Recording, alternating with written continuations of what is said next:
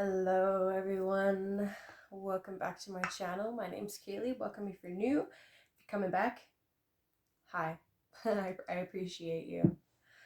So I am here today recording the new moon videos. Of course, this new moon is actually a solar eclipse, so this video will be a little bit different. I'll be using a different spread. I'll be using what's called the Destiny spread. It's quite fun. It's 15 cards. And before I get into the actual readings, I want to talk just a little bit about this eclipse. Now, I am pretty new to studying astrology, so I will do my best to explain what I do know, and kind of go from there. Okay, so all right. So first of all, one of the first things that will be different about these videos is that I will not be talking about what area of life you should be starting something new, because eclipses, it's not just a regular new and full moon. The energy is extremely hard to predict.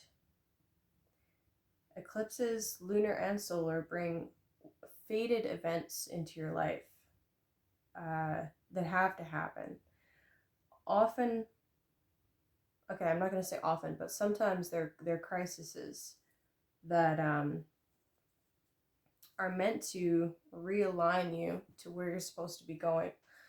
So what actually happens on an eclipse is, so the north and south node are points. They're fictional points. They don't actually exist. They're not planets, but they're points that show you what you need to work to let go of, what talents and stuff you're bringing already to the table, but that aren't really serving you so well, and what you need to strive to go towards.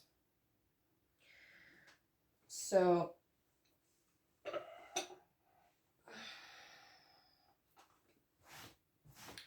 the thing about eclipses is it really, really emphasizes this.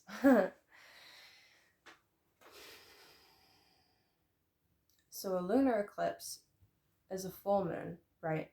So when the sun is on the north node and the moon is on the south node. Well, this particular one anyway. So that's how this one happened, right? This last one that just happened. Sun is in Gemini, moon is in Sagittarius. So we were letting go, south node and Sagittarius, of beliefs, belief structures, long distance travel, feeling like we already know things, and we were learning to grow more into Gemini, which is learning new things, using our hands, being open to new information. So that's kind of the general theme of this particular eclipse cycle. So that was the full moon, right? Now we're at the new moon. Moon has come back around. Moon and sun are joining on the eclipse, on the north node, with Mercury, which is now in retrograde. So Mercury's like backing up the bus to join the sun, the moon, and the north node. Okay, so this new moon solar eclipse, what is happening now is there's a theme that's already come up for you that you are probably already aware of, that relates to the Sagittarius and Gemini themes in your life. And now the eclipse will be bringing in some fated events or messages, Mercury, that are showing you which way you need to go. Does that make sense? 4 for 4. Nice.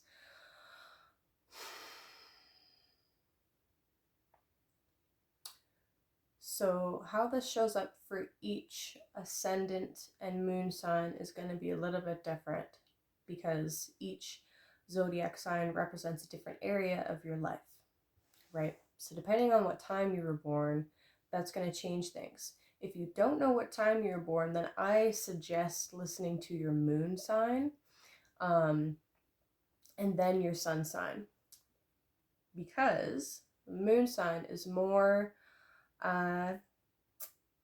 individual. It's more personal than the sun. The sun represents what spirit wants you to become in this life, what you are working to become. But the moon represents your mind and your emotional makeup. And because the moon is the fastest thing that moves in our sky, it's more personal and individual. So if you don't know what time you're born, you don't know what ascendant you are, look for your moon sign and then your sun sign. General themes before I get into each sign and do the tarot readings is basically we're learning to let go of old beliefs, old belief structures, organized religion, how we travel across the globe. That obviously has changed dramatically. And we're faith in the established learning systems like higher education, like university and stuff. What we're going more towards is looking for being involved in our local neighborhood. That's Gemini. Getting more connected with our siblings and our neighbors.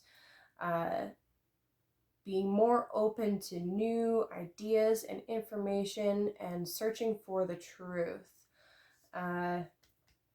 It's less about already knowing, like I already know the truth and you can't tell me any different, and more about, oh, that is a new perspective. I'm interested in learning about that. So yeah, Gemini is also like using your hands and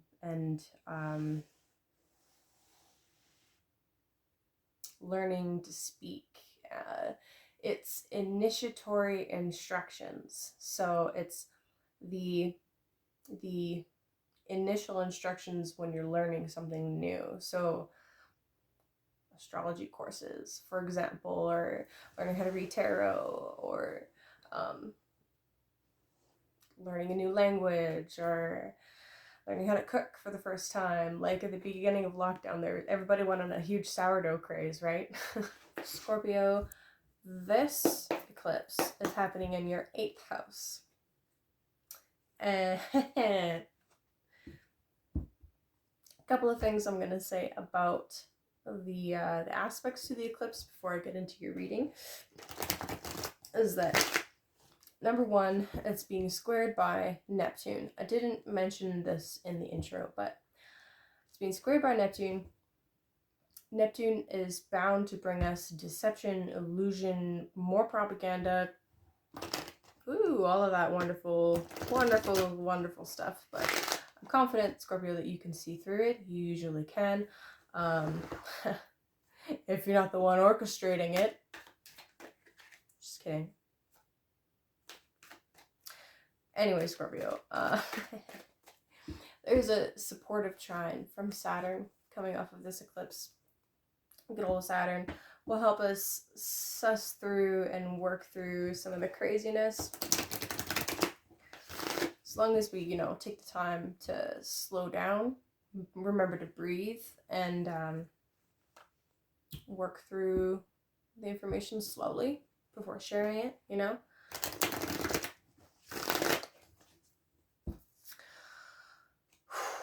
And the last thing about this is Mercury is in retrograde right now. We'll be in retrograde for the eclipse, but it's coming back and crossing back over the sun and the north node. What this will do is a couple of hours after the eclipse is when it's happening exactly. So you probably will receive some kind of message, intuitive impulse, whether it be through music, movies, videos, conversation, synchronicity. Something will kind of inspire you to do whatever it is that the eclipse is inspiring you to do. So, Scorpio, this is happening in your 8th house. It's kind of hilarious. So, Lada Doncheva, Astro Lada, one of my favorite astrologers, when breaking down the eclipse for Scorpio, she said, Scorpio, the eclipse is asking you to be more Scorpio. I love it. I love it. That's terrifying. But anyway, so being that this is happening in the 8th house, there could be some crisis that could happen in regards to intimate relationships, you or your partner's assets, your partner's source of income, taxes. It could be something good or something bad. I don't know. It depends on your personal chart and how these transits and perfections and progress charts and stuff look for you.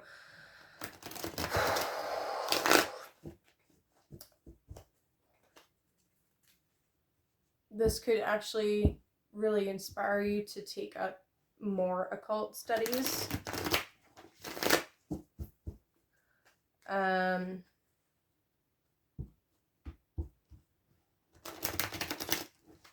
You might get some surprise money from somewhere. That'd be neat.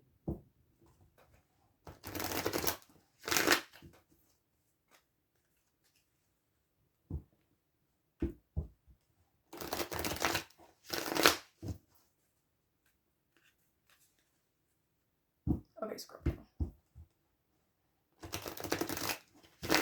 Let's see what the cards have to say. So this is called a destiny reading. It's 15 cards. It's pretty intense, I'm not gonna lie. So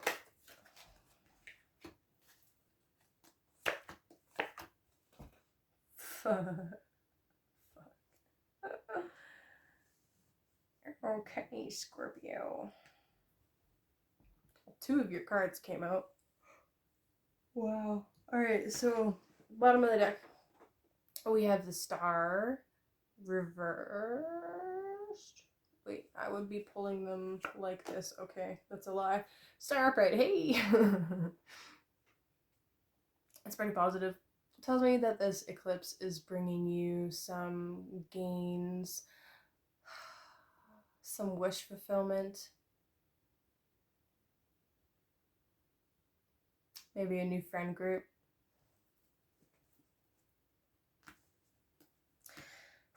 We got the 9 of Pentacles reversed, the 6 of Cups reversed, and the 7 of Cups reversed.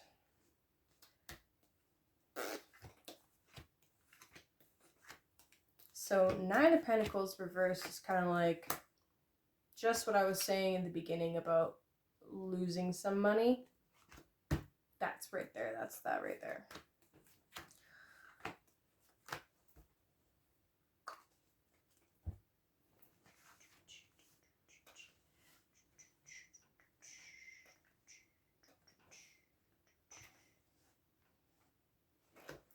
Surrounded by the 6 of Cups and the 7 of Cups, both reversed.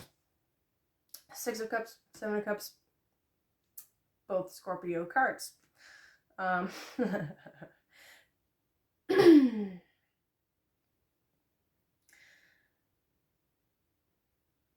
You're not fulfilled right now. Intimately, emotionally, artistically, none of it. None of it. Nothing's bringing you happiness. Everything feels dry. And you just lost some money. So it's like being kicked when you're down. First 3 cards is the first path. Second 3 cards is either second path or elaboration on the first. Down here is emotional psychological factors, and over here is karma, outcome, destiny. So we have the King of Wands, the Princess of Wands reversed, and the 2 of Cups reversed. Just what I was saying about not feeling fulfilled. So first path, King of Wands. This is community leader, somebody that is king of their castle. They know what they like, they're creative, they're passionate, they feed themselves pretty well. They're not afraid of going for what they want. But again, there's that Two of Cups reversed, so there's no love there. There's no emotional nourishment. And the Princess of Wands reversed is like, yeah, you have the kingship, but where's your princess? It could be that there is an aspect of emotional immaturity here, which is why the Two of Cups is reversed as well, because it's like you can't really pursue something with somebody that is womp womp or immature, or I don't know. It could also be somebody that is really manipulative. Second path, we have the Queen of Wands, the Wheel of Fortune reversed, and Temperance reversed. Damn, Scorpio. So the King of Wands over here, and the Queen of Wands over here. So and they're both in the middle, which is pretty cool. So there's two ways to kind of read these. It's each section is its own kind of category, but then there's correlations that you make: middle card, right card, left card, right. So interesting. Yeah, so anyway, both the King and the Queen of Wands are here. And these could be two separate paths, or it could be that this is an elaboration on this path.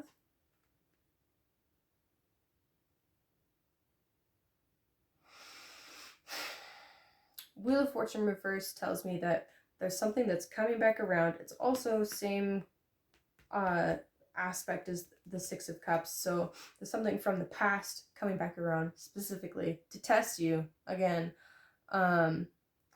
Like being resurrected from the dead, that you need to address. It could be past life relationship.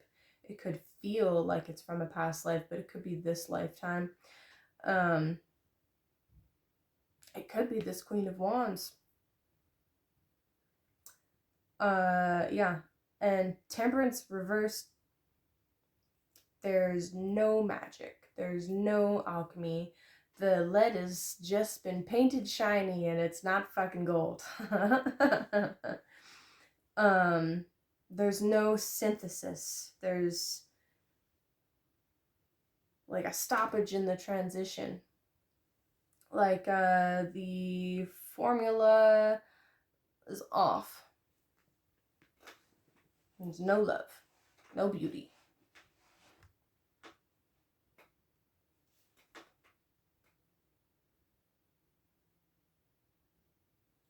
And a distinct lack of blessings.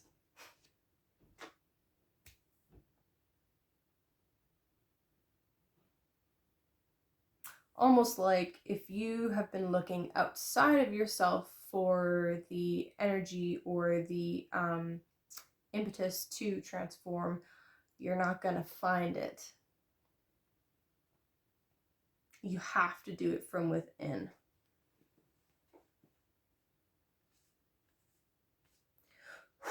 Psychological factors, environmental factors. What? We have the reverse Blast Tower, reverse Princess of Pentacles, and the Two of Wands upright. Two twos, both in correlation. Two princesses, both in correlation. That's interesting. So, Blast Tower, you are avoiding change. You are avoiding...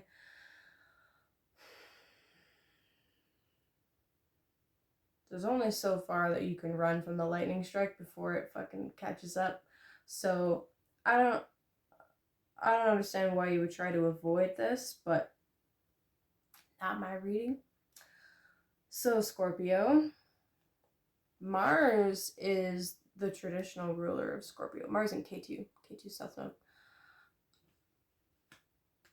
And here, right beside, you have the Two of Wands, which is two poles, friction, energy exchange. This is stepping into who you really are. This is embracing a little bit of friction for the sake of the creative fire. Princess of Wands reverse is like being denied something physical, or denying somebody's something physical. Oh, there could be a loss of a pregnancy.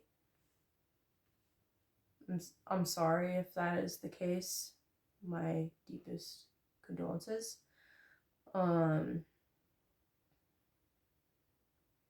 That could be why there's a distinct lack of pleasure and why it feels like Jupiter has abandoned you.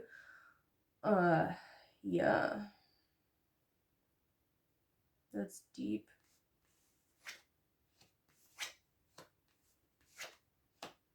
Savage. Oh, Scorpio.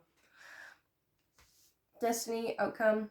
I know I haven't quite really finished reading that, but outcome, destiny provides some more context. So we have the Five of Cups, grief, loss, grief and loss. The High Priestess, the first upright major arcana, and Eight of Cups, abandoned success. There's a line from a song that just popped into my head. Abandon all hope. Well, it's a line from a song, but it's from a carving or something somewhere. Abandon all hope, ye who enter here. That's dark. That's dark, Scorpio. Oh, I'm talking Scorpio. We're having thunder showers. So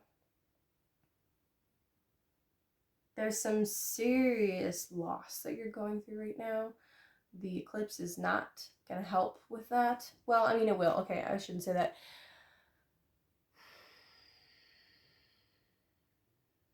Whatever it is that you lose, Scorpio, allows you to transform and rise from the ashes towards your real, true destiny, towards whatever path you're supposed to be on. So yes, it feels like you are on fire, like maybe you've met the queen of your world or the king of your world. There's probably a lot of love there. You can create beautiful things together, but there is some loss of pleasure, some loss of illusion, disillusionment, extreme disillusionment. Like before this point, maybe you're walking on cloud nine, and now not so much.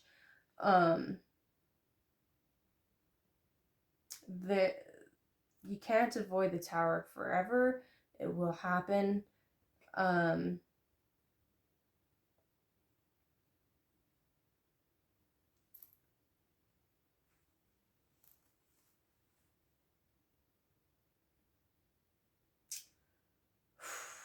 So you're going to need to move through this grief. My suggestion would be to find a grief counselor, to allow yourself to feel the full range of emotions that are coming up. Connect to your body, connect to your spiritual self. The High Priestess coming up upright, I feel provides quite a bit of hope here. And there is something that will either feel like it's way too much energy to keep going with it. There's no like return on the investment. and you'll need to abandon it, or you are being abandoned or left. Not really abandoned, but left. But this is an opportunity to go within, to transmute, to do what you wanted to happen anyway.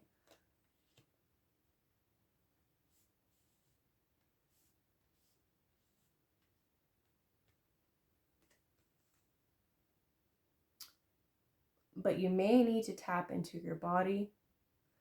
You may need to do some trauma therapy. You may need to go into meditation.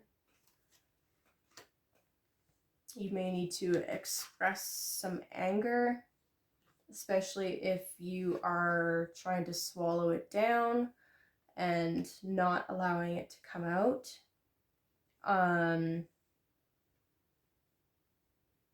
Yeah. Ultimately, in the end, I want to remind you of the star at the bottom. There is a revolutionary and innovative and wish-fulfilling aspect of all of this. At the end of the road, although it seems bleak right now, although it seems like, what's the fucking point? There is a point at the end.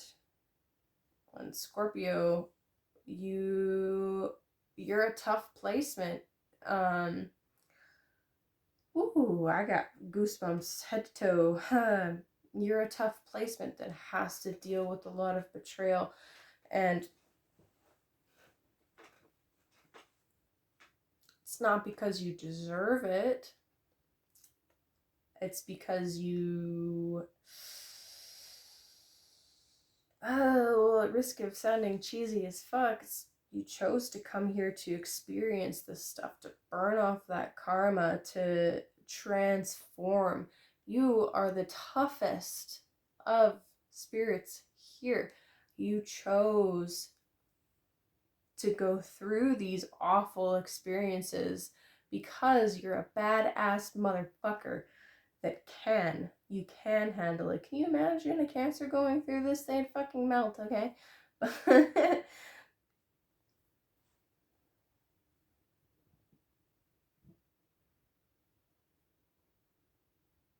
They'd be blubbering idiots. So Scorpio, embrace the change, express your anger, don't abandon hope.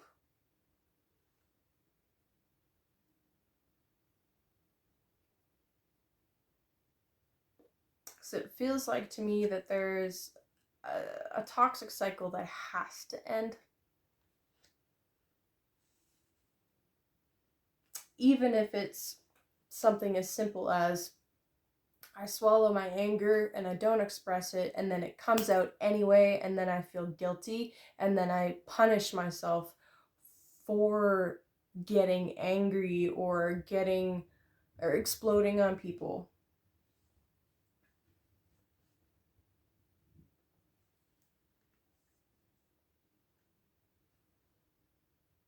Okay, Scorpio. That's my reading for you. If you would like a personal reading to go into more detail, to get a little bit more specific for your situation, please contact me. You can email me or you can order through my Etsy store. And I look forward to the next reading. Hopefully, it's not on an eclipse, so I'm happy about that. But have a wonderful month, and best of luck out there.